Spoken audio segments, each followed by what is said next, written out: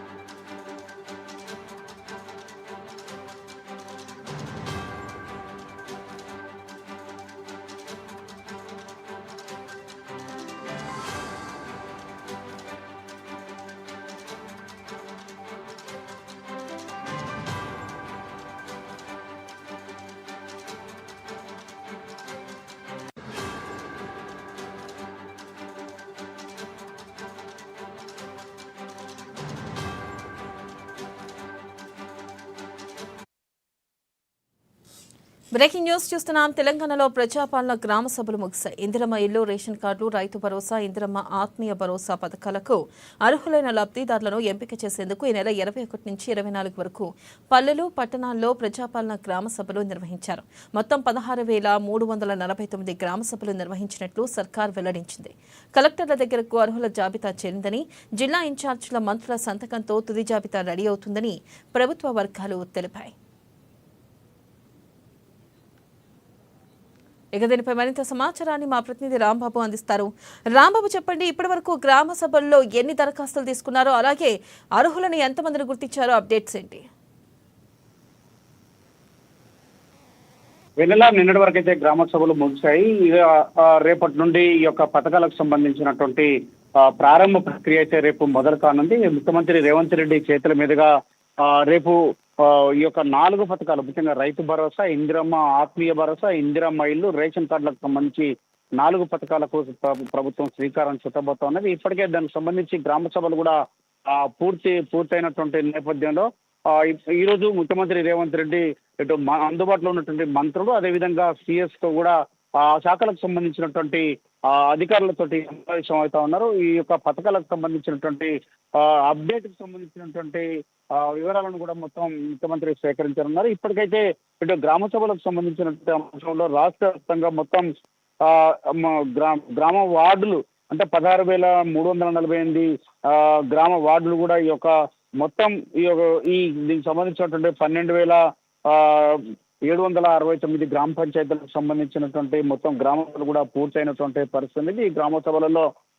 ప్రధానంగా ఇటు కొన్ని ఎక్కడికే రేషన్ కార్డులకు సంబంధించినటువంటి దరఖాస్తులు ఎక్కువగా వచ్చాయో, అదేవిధంగా ఇందిరమ్మ ఆత్మీయ భరోసాకు సంబంధించినటువంటి దరఖాస్తులు వచ్చాయో వాటిపైన కూడా ఇటు ప్రభుత్వం దృష్టి సారించింది. ఇప్పటికే రేషన్ కార్డులకు సంబంధించినటువంటి అంశంలో మాత్రం రేపు ప్రారంభించినా కానీ ఈ యొక్క ప్రక్రియను ఒక 3 నెలల పాటు కొనసాగేటువంటి అవకాశం కనపడుతుంది. ఎందుకంటే రేషన్ కార్డులకు సంబంధించినటువంటి వ్యవహారంలో కొంత డిస్టర్బెన్స్, అక్కడక్కడ ఆందోళనలు, గందరగోళ వాతావరణం ఉన్నటువంటి నేపథ్యంలో ఈ రేషన్ కార్డులకు సంబంధించి అర్హులైనట్టు వాళ్ళకి మాత్రమే రేషన్ కార్డులు ఇవ్వాలని చెప్పేసి రాష్ట్ర ప్రభుత్వం భావిస్తూ ఉంది. కాబట్టి ఈ యొక్క రాష్ట్ర ప్రభుత్వం ఈ యొక్క అర్హులను గుర్తించేటువంటి ప్రక్రియను కూడా మరింత కాలం కొంత గడువు తీసుకున్నటువంటి అవకాశం కనబడుతుంది. ఇప్పటికే జరిగినటువంటి కొంతమంది అధికారులు చేసినటువంటి తప్పిదం వల్ల గతంలో ఏదైతే గత సర్కారులో చేసుకున్నటువంటి ఆన్లైన్ దరఖాస్తులని వాటికి సంబంధించి మెజారిటీగా ఈ యొక్క ప్రజాపాలన దరఖాస్తుల్ని పెద్దగా పరిగణలోకి తీసుకున్నట్టు కనపడలేదని చెప్పేసి ఆందోళన వ్యక్తమవుతున్న నేపథ్యంలో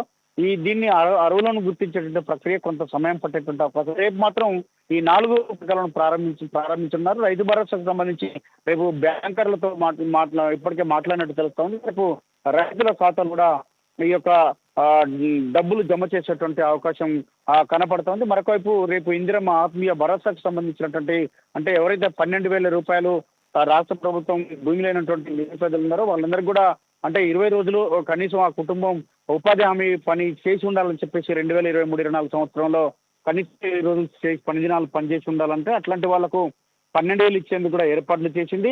దాంతోపాటుగా ఈ యొక్క ఇందిరమ్మ ఇల్లు కూడా స్థలం లేనటువంటి వాళ్ళు ఎవరైతే స్థలం ఉండి ఇల్లు లేదో వాళ్ళకు మొదటి విడతగా వాళ్ళకి ఇచ్చేందుకు కూడా అన్ని ఏర్పాట్లు చేసింది.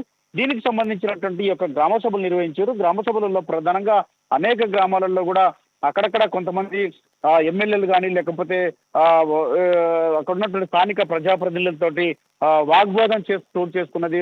కొన్ని చోట్ల బీఆర్ఎస్ కుట్రపూరితంగా ఈ యొక్క గొడవలు సృష్టించిందని చెప్పేసి మంత్రులు కూడా చెప్తా ఉన్నారు, ఎమ్మెల్యేలు కూడా చెప్తా ఉన్నారు.